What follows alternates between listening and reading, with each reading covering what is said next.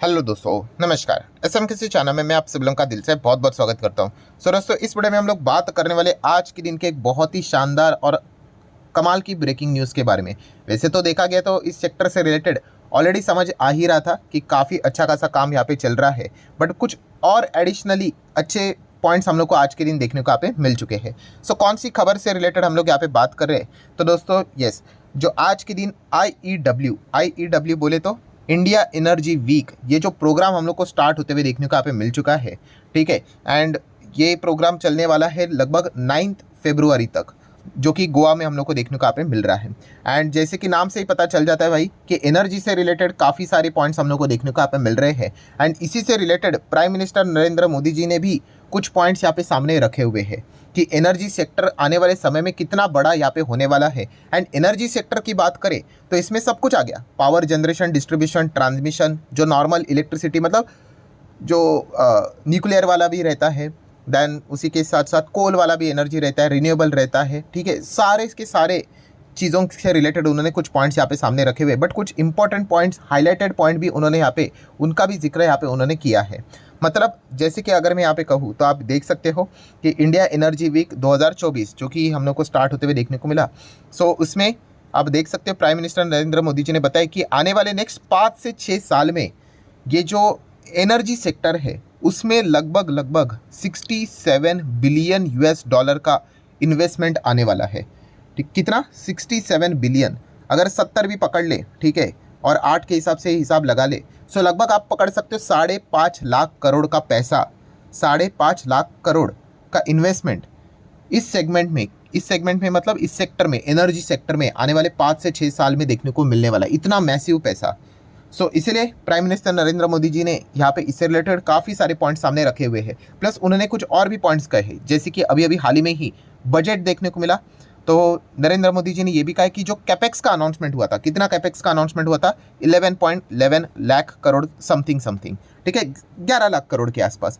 तो उन्होंने कहा कि ये जो कैपेक्स का अनाउंसमेंट हुआ था, जो कि इंफ्रा से रिलेटेड ही सारी चीज़ें यहाँ पे कही जाती है, तो इसमें से एक बहुत ही इंपॉर्टेंट सब्सटेंशियल पोर्शन ये एनर्जी सेक्टर के कैपेक्स के लिए भी वो देने वाले हैं। ठीक है, और हर साल देने वाले हैं। तो ये एक पॉइंट भी उन्होंने आज के दिन सामने यहाँ पे रख दिया। ठीक है, तो इसलिए ऐसा नहीं होता कि सिर्फ बजट सुनना होता है, उसके बाद की भी जो भी फाइनेंस मिनिस्ट्री की ओर से या फिर प्राइम मिनिस्टर के ओर से जो भी इस प्रकार के इंपॉर्टेंट इवेंट होते हैं, उसके जो स्पीच होते हैं वो हम लोगों ने जस्ट गो थ्रू करने होते हैं, पढ़ने होते हैं। ठीक है, पढ़ना भी क्या होता है भाई, जस्ट सुनना होता है। तो काफ़ी सारे आप लोगों को इनसाइट समझ में यहाँ पे आ जाते हैं। सो आप देख सकते हैं दोस्तों कि 11 लाख करोड़ में जो भी कैपेक्स यहाँ पे होने वाला है, उसमें से एनर्जी सेक्टर को भी काफ़ी इंपॉर्टेंट पोर्शन यहाँ पे मिलने वाले। ये एक आज के दिन की ज़बरदस्त खबर हम लोग को देखने को यहाँ पे मिल चुकी है। नेक्स्ट अगर हम लोग यहाँ पे बात करें दोस्तों, तो कुछ सजेशंस भी उन्होंने यहाँ पे दिए। सजेशंस किनको दिए हैं? इन्वेस्टर को।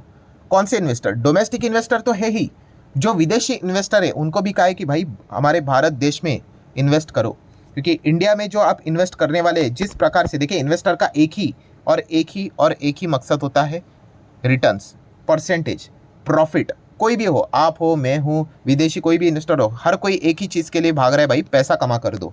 और फिलहाल अगर इंडिया से बेहतर इन्वेस्टमेंट अपॉर्चुनिटी अगर देखा गया तो किधर भी नहीं रहेगा। ये भी प्राइम मिनिस्टर नरेंद्र मोदी जी ने बताया है, in the terms of GDP also, क्योंकि ग्रोथ ही तो सबसे इंपॉर्टेंट चीज़ होती है। ठीक है, एंड इसी चीज़ के चलते अगर हम लोग बात करें, पहले तो दुनिया के 5 बड़ा अर्थव्यवस्था की बात करें तो उसमें हमारा देश देखने को मिल जाता है। सो उसी में अगर सबसे बेस्ट अगर किसी का ग्रोथ है तो हमारा देश ही है। लगभग 7-7.5% के आसपास आने वाले समय में अगर देखेंगे तो हमारी जीडीपी यहाँ पे रहने वाली, हो सकता है 7.5, 9, 7 हो, उसी के आसपास। बट बाकी देश तो इतना रहेंगे भी नहीं ग्रोथ के हिसाब से। एंड खास करके टॉप 5 इकोनॉमीज के हिसाब से बात बोली जा रही, मतलब सेफ्टी भी है और ग्रोथ भी है। तो इसीलिए इन्वेस्टर ने हमारे देश में यहाँ पे निवेश करना चाहिए, ये एक पॉइंट उन्होंने सामने रखा हुआ है। हमारी इकोनॉमी अभी 5वें नंबर पे है, एंड आने वाले कुछ ही समय में वो 3रे नंबर पे भी जरूर जाएगी। कुछ समय मतलब सालों साल यहाँ पे लगेंगे ही, एटलीस्ट 2030 तक, तो उससे पहले ही हो जाएगा, बट मैक्स टू मैक्स 2030। सो उसके बाद हमारी जो इकोनॉमी है वो 3रे नंबर पे भी यहाँ पे चली जाएगी। तो ये भी पॉइंट उन्होंने यहाँ पे बताया, मतलब ग्रोथ भी है, सेफ्टी भी है, तो इंडिया में इन्वेस्ट करो। एंड खास करके एनर्जी सेक्टर आप चाहो तो ये फोकस में यहाँ पे रख सकते हो, काफ़ी अच्छा खासा बेनिफिट आप लोगों को ज़रूर यहाँ पे मिलेगा। ये सजेशन भी प्राइम मिनिस्टर नरेंद्र मोदी जी ने ग्लोबल इन्वेस्टर को भी यहाँ पे बताया है।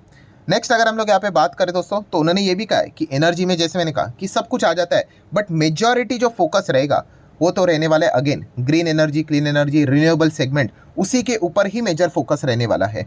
एंड इसीलिए जो एनर्जी का पोर्टफोलियो होता है, ठीक है, एनर्जी के पोर्टफोलियो में अगर देखा गया तो मोर देन 30% का जो कॉन्ट्रीब्यूशन रहेगा एनर्जी का, वो यहाँ पे उन्होंने कहा है कि wind and solar, in short आप कह सकते हैं रिन्यूएबल सेगमेंट से रिलेटेड ही वो फोकस करने वाले हैं कि कुछ भी करके इसी से एनर्जी प्रोड्यूस यहाँ पे करनी है, ठीक है। एंड इसी के ऊपर उनका ज़्यादा फोकस हम लोग को देखने को मिल रहा है। मतलब जनरेशन की अगर हम लोग बात करें तो 30% energy portfolio wind and solar, but time लगेगा भाई, लंबी पारी की बात हो रही है, कल के दिन की बात नहीं हो रही है। लोग निवेश करते हैं और कल जाके चेक करते कि कितना बड़ा स्टॉक करके, ये तो मजाक की बात हो गई। तो ये पॉइंट हम लोग को यहाँ पे समझना है।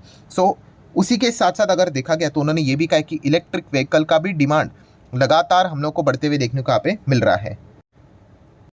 एंड इसी चीज़ के चलते हम जरूर कह सकते हैं जो एनर्जी है वो इस सेगमेंट में भी देखने को यहाँ पे मिल जाती है, ठीक है। एनर्जी हर एक सेगमेंट में लगेगी आपको, ठीक है, हर एक मतलब हर एक, एयरपोर्ट की बात करें, रोड की बात करें, ठीक है, बाय सी की बात करें, एयर की बात करें, रोड की, हर एक जगह पे आपको एनर्जी से रिलेटेड रिक्वायरमेंट रहेगा डायरेक्टली और इनडायरेक्टली।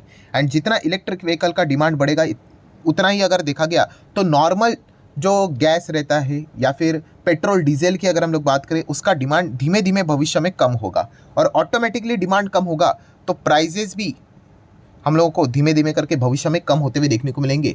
तो इस प्रकार के बेनिफिट आने वाले समय में हम लोग को देखने को यहाँ पे जरूर मिलेंगे। ये भी पॉइंट उन्होंने सामने यहाँ पे रखे हुए। तो ओवरऑल कंक्लूजन क्या है प्राइम मिनिस्टर नरेंद्र मोदी जी की ओर से कि कुछ भी करके एनर्जी सेगमेंट में अगर देखा गया, यस, रिन्यूएबल एनर्जी को ही मैक्स टू मैक्स फोकस में यहाँ पे लेकर ही चलना पड़ेगा, और कोई भी ऑप्शन नहीं है। और दुनिया भी इसी चीज़ को लेकर आगे यहाँ पे बढ़ रही है। ये हमारी रिक्वायरमेंट तो पूरा करता ही है, बट पर्यावरण की भी अगर हम लोग बात करें तो उसका भी ख्याल रखता है, ठीक है। हाँ, टाइम लगेगा इस सारी चीज़ों को एकदम एंड गोल तक पहुंचने के लिए, बट शुरुआत अभी से करेंगे तो ट्रायल एंड एरर करके करते हम लोग आगे यहाँ पे बढ़ते हुए देखने को मिल जाएंगे। कुछ लोग होते हैं ना डायरेक्टली शुरू कर देंगे, अरे नहीं भाई, इलेक्ट्रिक व्हीकल से रिलेटेड अगर आप चार्जिंग इंफ्रास्ट्रक्चर बिल्ड कर रहे हो तो वहाँ से भी जो एनर्जी आएगी वो कोल से आएगी। अरे भाई, सोलार से रिलेटेड, विंड से रिलेटेड जनरेट करेंगे एनर्जी, टाइम लगेगा। ऐसा थोड़ी ना होता है फटक से स्टार्ट होंगे करके। ऐसे लोग कभी इन्वेस्टर हो ही नहीं सकते, वो इतना सोच ही नहीं पाते आगे क्या होगा करके। तो ये बेसिक चीज़ें हम लोग को समझ में यहाँ पे आनी चाहिए। डेफिनेटली बहुत बड़ा टाइम कंज्यूमिंग, बहुत बड़ा प्रोजेक्ट यहाँ पे रहेगा, बट धीमे धीमे करके ही यहाँ पे हम लोग को चीज़ें आगे बढ़ते हुए देखने को मिलेगी। हमारे लिए इंपॉर्टेंट चीज़ क्या है भाई, ये साफ साफ दर्शाता है कि इस सेगमेंट में मैसिव ग्रोथ नज़र आ रही है। मुझे तो नज़र आ रही है भाई, अभी की बात नहीं, पहले से ही नज़र यहाँ पे आ रही थी। एंड अभी तो ये जस्ट शुरुआत है, धीमे धीमे करके और भी कमाल का परफॉर्मेंस हम लोग को देखने को मिलने वाला है। तो डेफिनेटली जो मेजर न्यूज़ थी वो तो मैंने आपके सामने रख दी। अभी शेयर्स की बात करेंगे, बट भाई मेरा काम और उद्देश्य आप लोगों को कोई रिकमेंडेशन देना नहीं है। तो डिस्क्लेमर क्लियर कट है, जो भी शेयर्स के नाम आपके सामने आएंगे वो सिर्फ एजुकेशनल पर्पस से रिलेटेड है भाई। कोई रिकमेंडेशन नहीं कि ये खरीदो, वो बेचो, वो एवरेज करो करके, ठीक है। लिस्ट निकाली जाए ना एनर्जी सेगमेंट में तो इतनी लंबी लिस्ट निकलेगी कि मैं आपको क्या बताऊँ, अलग से 2-3 वीडियोस बन जाएंगे, ठीक है। तो इसका अर्थ ये नहीं कि हर एक स्टॉक अच्छा करेगा, हमें देखना पड़ेगा भाई कि कौन सा स्टॉक वाकई में उस सेगमेंट को लेकर काफ़ी ज़्यादा इंटरेस्टेड है और बहुत ही एग्रेसिवली आगे बढ़ रहा है, कैपेक्स कर रहा है, ग्रोथ कर रहा है। वही सेगमेंट, वही सेक्टर, वही स्टॉक, वही बिजनेस आगे बढ़ेगा, ठीक है। सिर्फ नाम में ग्रीन एनर्जी होके, रिन्यूएबल एनर्जी होके काम नहीं चलेगा। तो ये भी चीज़ हम लोग को टाइम टू टाइम मॉनिटर करनी पड़ेगी, ठीक है। तो इसी सेगमेंट में अगर मैं बात करूँ तो एक तो स्टॉक है जो बहुत ही अच्छा कर रहा है, एंड वो है टाटा पावर। आप सभी लोगों को पता ही है, ठीक है। इसका चार्ट पैटर्न इतनी बार मैंने रिपीट कर दिया कि आपको समझ ही आ गया होगा कि कैसे यहाँ पे बदल गया। तो उसके पीछे का रीज़न ही यही है, रिन्यूएबल एनर्जी। एंड इसी चीज़ के चलते स्टॉक एकदम ही मतलब most safest stock along with the great returns. तो इसको आप जरूर फोकस में रख सकते हो। कोई रिकमेंडेशन में अगेन कह रहा हूँ भाई, इसके बीच में भी 1.5 साल ये स्टॉक नहीं चल रहा था, क्योंकि तेज़ी तो सबको पसंद आती है तो खरीद लिया यहाँ पे लोगों ने, 1.5 साल चला ही नहीं तो बेच दिया। ऐसा करना है तो भाई हो गया शेयर मार्केट आपका, अभी वापस टॉप पे आ गया तो खरीदने की बात कर रहे हैं। तो भाई चार्ट पैटर्न देखकर अगर आप खरीद रहे हो, प्राइस कितना, परसेंटेज कितना भाई, तो फिर भूल ही जाओ, लॉन्ग टर्म इन्वेस्टमेंट तो हो गया। फिर कभी ना कभी तो स्टॉक नीचे भी आएगा, एक साल नहीं चलेगा।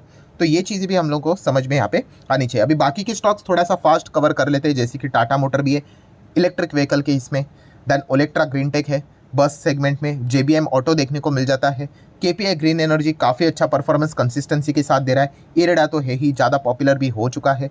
देन दोस्तों थोड़ा सा एक ऐसा सेक्टर है, सेक्टर नहीं ग्रुप है एंड शेयर्स है जहाँ पे थोड़ा इफ बट का कंडीशन है, 2 इफ है। सबसे पहले तो भाई यहाँ पे कोर्ट का मैटर पूरी तरीके से कंप्लीट हो गया, फिर उसके बाद आप चाहो तो विचार कर सकते हो। एंड अगर आप ज़्यादा ही रिस्क लेना चाहते हो तो अदानी ग्रुप, से रिलेटेड अदानी ग्रीन है, अदानी एनर्जी सॉल्यूशन है, अदानी पावर है, ठीक है। ये सबसे ज़्यादा रिस्की कैटेगरी में आते हैं क्योंकि यहाँ पे बहुत ज़्यादा पॉलिटिकली भी चीज़ें प्लस माइनस होती हुई देखने को यहाँ पे मिल जाती है।